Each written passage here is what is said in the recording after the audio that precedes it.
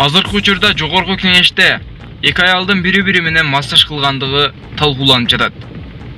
Алар ырахаттанып бирине-бири массаж кылып жатышат. Эч нерсеге көңүл бурбай.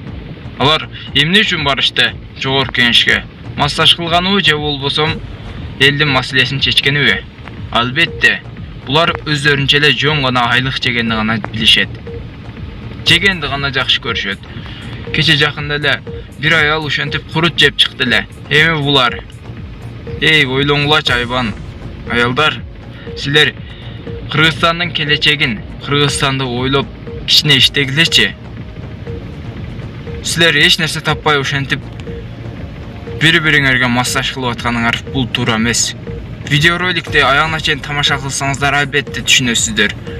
Биздин каналга катталып, эң туура жазылуучуларыбыздын катарына кошулуңуз. Подписаться деген кнопканы басып, оң жак жагындагы коңгуроочону да басып күйгүзүп коюңуздар.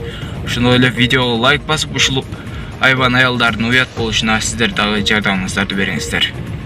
Беренеде Баткендин макамы жөнүндө мыйзамында президенттин Баткен областына ыйгарымдуу өкүлүнө кошумча административдик укуктук функциялар жана ыйгарым укуктар берилди. Мисалы ошол укук коргоо органдарын жана күч органдарын ишин изилдеп, алардын кызмат орду боюнча президентке түзөтүү сөзүнүн сунуштарын бере алат. Жана башка ушул сыяктуу Рахмат. Сунушту бүгүн деле бере алат. Эски мыйзам менен 3 жыл мурун деле бере алчы. Ушул Баткендин макамы жөнүндө мыйзамынын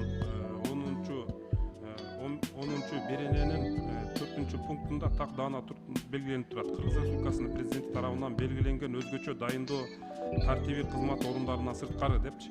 Бул жерде президент тарабынан ошол Баткен областынын ыйгарым укуктуу өкүлүнө Жогорку кеңештин депутаты Тазабек Икрамов Сузак районунда селден жабыркаган жарандарга көңүл айтты. Бул тууралуу депутат социалдык тармактагы баракчасына жазды. Урматтуу мекендештер, акыркы кездеги табият кырсыктары көбөйүп, өлкөбүздүн бир нече аймагында сел ташкындары жүргөнү маалым. Албетте, бул окуялар жоготуусуз болду. Бул абдан өкүнүчтүү абал. Табият кырсыгына аударып, тийиштүү иштерди өз убагында жасабай, сел ташкындарын алдын албаган өкемде да күнөө бар. Алар бүт жоопкерчиликти мойнуна алыш керек. Ал эми селден жабыр тарткандарга тез аранын ичинде өкмөт жардам берүүсү зарыл. Урматтуу мекендештер, Сузактагы жердештер, жалпы жоготуулар үчүн барыңыздарга көңүл айтам. Мындан ары өлкөбүздү тынчтык гана өкүм сүрсүн деп билдирүү калтырган Икрамов.